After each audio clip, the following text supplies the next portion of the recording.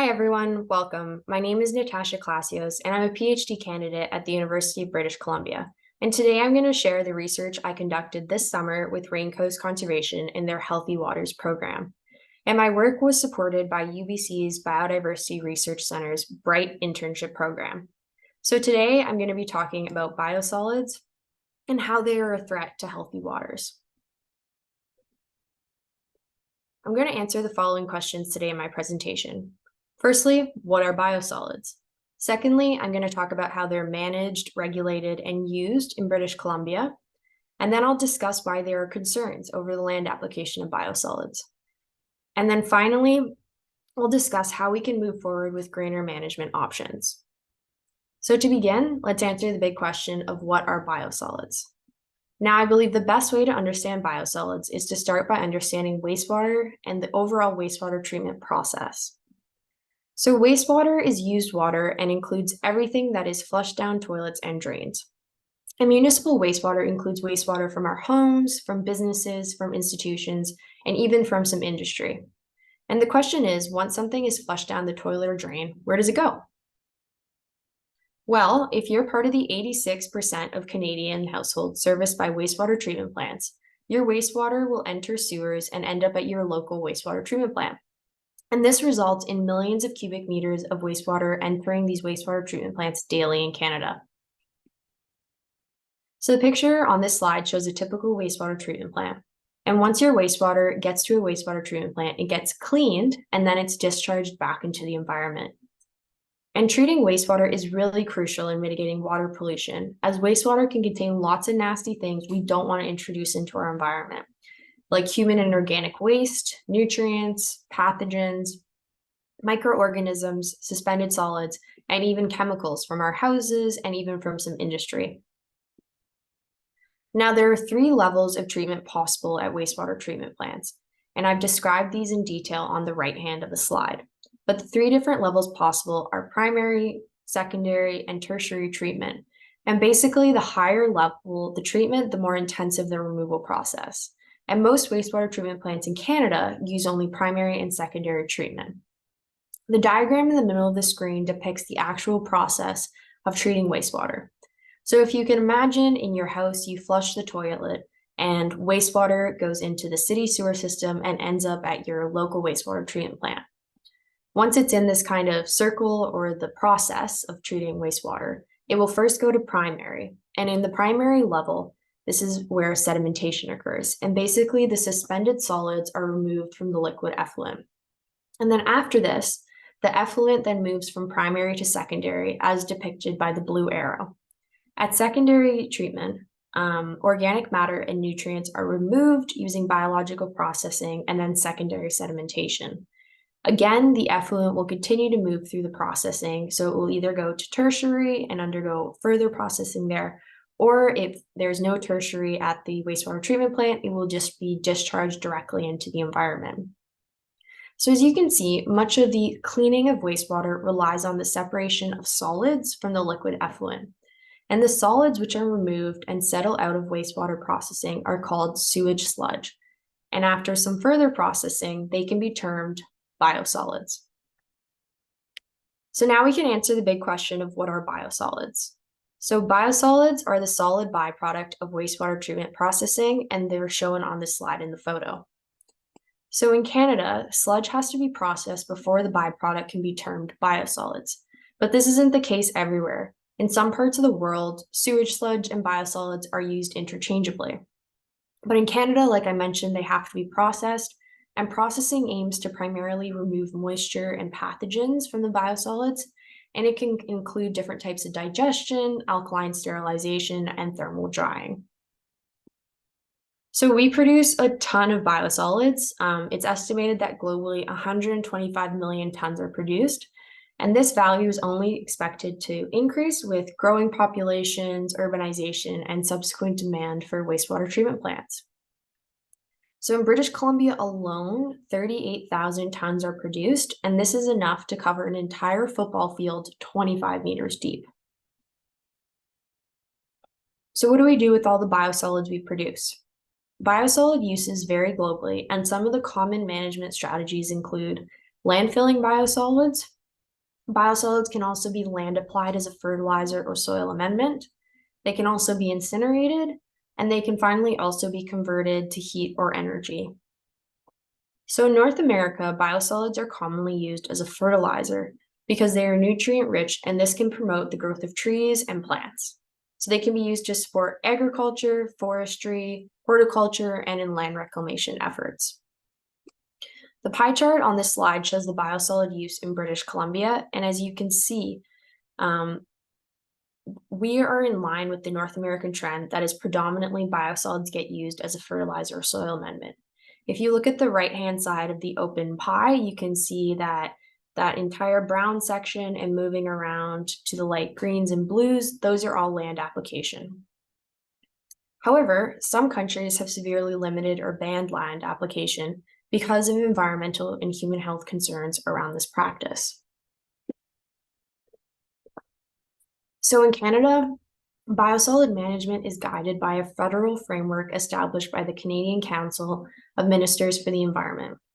And it's guided by this document called the Canada-wide Approach for the Management of Wastewater Biosolids. And the approach promotes the so-termed beneficial use of biosolids, which means using biosolids in a way which capitalize on their high nutrient and organic material or on their energy content. And beneficial uses as promoted by the approach include certain land application and combustion for energy production. So the CCME federal level guidelines, which I just spoke about, promote sound management and beneficial use, but the actual regulations and how biosolids can be used varies among different jurisdictions. So there's differences between provinces and territories and even between municipalities. So in British Columbia, we regulate biosolids under the Organic Matter Recycling Regulation, under the Environmental Management and the Public Health Acts. So biosolids, when they're after their process, can be classified as Class A or Class B, and this is all depending on the treatment and processing and ultimately the levels of fecal coliforms and metals present in the end product. So Class A biosolids are subject to more extensive treatment and lower levels of coliforms and metals compared to Class B. So depending on the class, biosolids can be land applied after the province approves a land application plan, or they can be mixed with organic materials to produce compost or biosolid growing medium. And then these can be sold to you and I for use in landscaping and agriculture. So example products like this are Nutrifor or OrgoGrow. But biosolids have been in the news recently in British Columbia, and not for good reason. So if you follow Victoria area or South Island news, you might have seen some of these articles. And as you can see from these titles, there's actually stark public opposition to land application of biosolids. And this is all stemming over environmental and human health concerns from this practice. And now I'll start to talk about why these concerns exist in the first place. So these environmental and human health concerns over the practice of land applying biosolids stem from the finding that biosolids contain many classes of persistent and particle active contaminants, many of which are toxic at low concentrations. So the following types of contaminants have been documented in biosolids: pharmaceuticals and personal care products like medications, antimicrobial, antifungal, and antibacterial agents, and synthetic musks, which are fragrances, recreational and illicit drugs, detergents and surfactants, flame retardants, microplastics, hydrocarbons and other petrochemicals, pathogens, and metals, and other contaminants have also been identified in biosolids.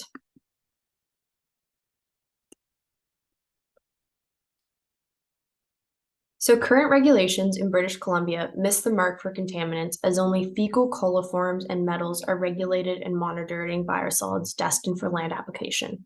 There is no other requirement to measure any other contaminants in biosolids.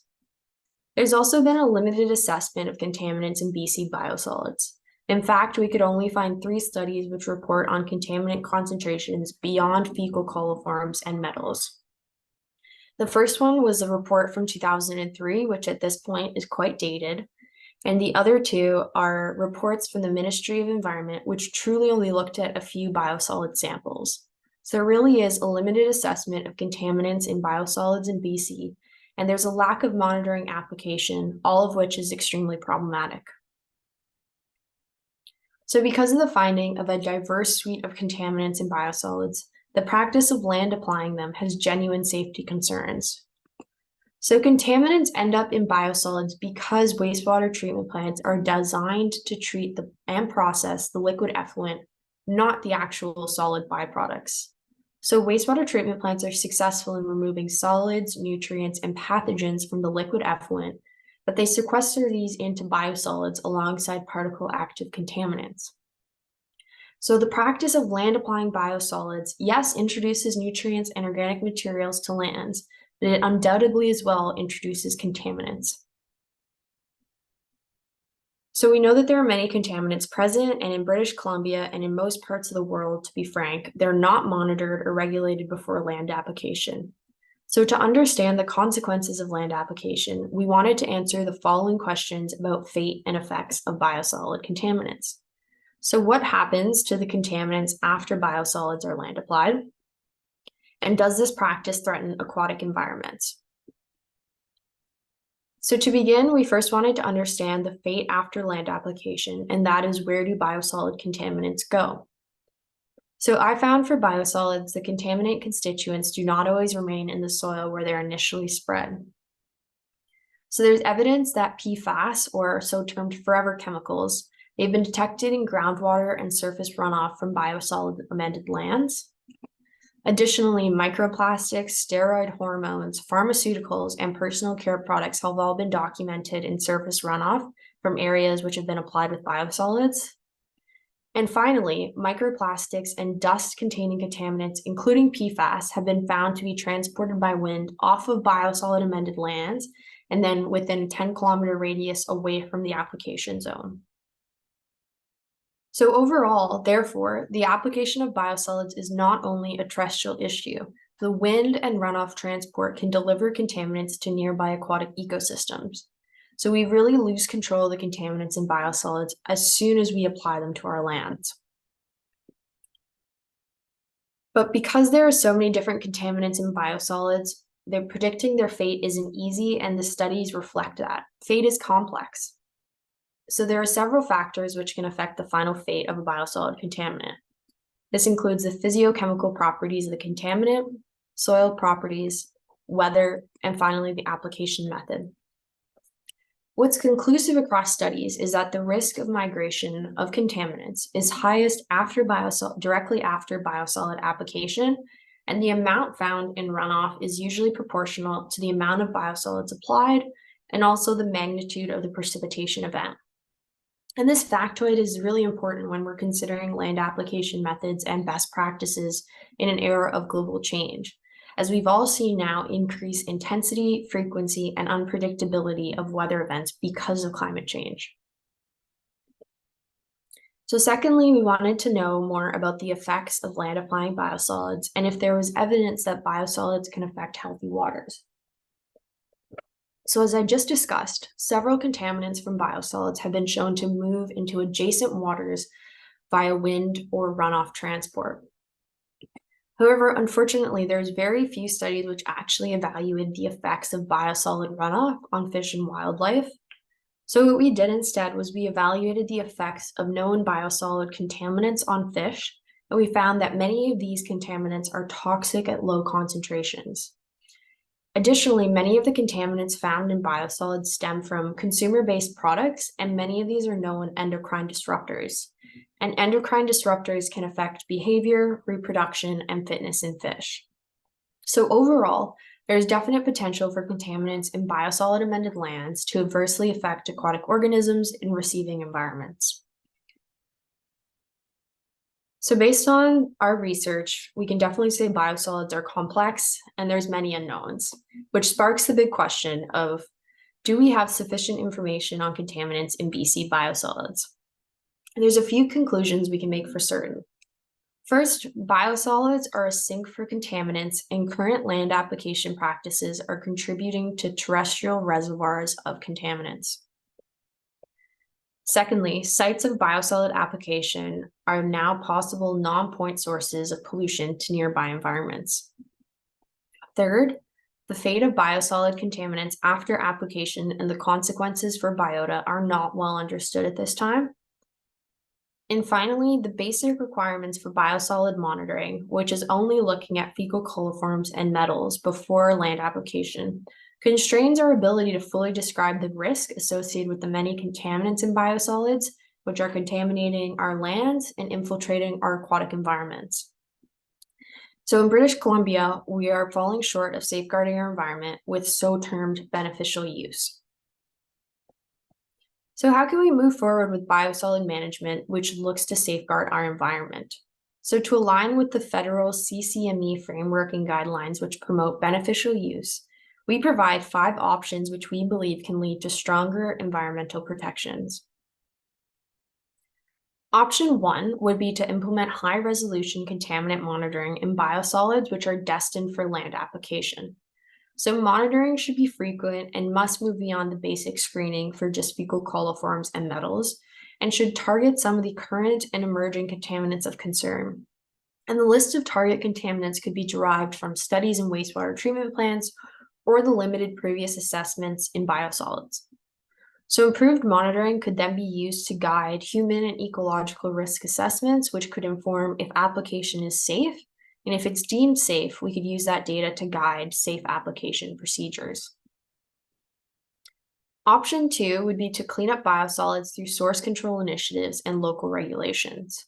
So source control initiatives and municipal bylaws are really routinely used to reduce or eliminate contaminants from entering the waste stream and ending up in biosolids. So many of these initiatives already exist, and jurisdictions should maintain and really enforce these programs. These initiatives could also be supplemented by new programs which look to target new emerging contaminants of concern. The third option would be to inform federal policies and regulations, and this would really look to tackle the issue at the source by restricting chemicals and contaminants in the products we use to begin with. So this option would look to use data from contaminants of concern in wastewater treatment plants and in biosolids to inform national regulations of chemicals, and this would be through the Canadian Environmental Protection Act, and more specifically, the Chemical Management Plan. Option 4 would be to focus on energy capture from biosolids, which, if you remember, is the other suggested beneficial use. So biosolids can be used as a combustible fuel alternative in power plants, and they can also be used as a component in cement manufacturing. There's also emerging technologies which are becoming more common, like pyrolysis and gasification, which can convert biosolids to energy through producing of processed gas. And these end up having lower emissions compared to incineration. And the byproducts of pyrolysis and gasification can also be used as a soil amendment in place of biosolids, and there's some research suggesting that these byproducts are less contaminated compared to biosolids. And the final option is to take individual action. So as an individual, we can really do our part to clean up biosolids by reducing the release of harmful products from our own homes. You can use source control programs that are relevant to you, like BC Medications Return Program, and you can apply best practices in your house by using green detergents and soaps and choosing products with less chemicals in them. Finally, you can install technologies such as filters on laundry machines, which have been shown to reduce microfiber discharges from clothing. And implementing any or all of these options would be a step in the right direction to move forward with biosolids in a way which safeguards our environment and public health. Thank you for listening.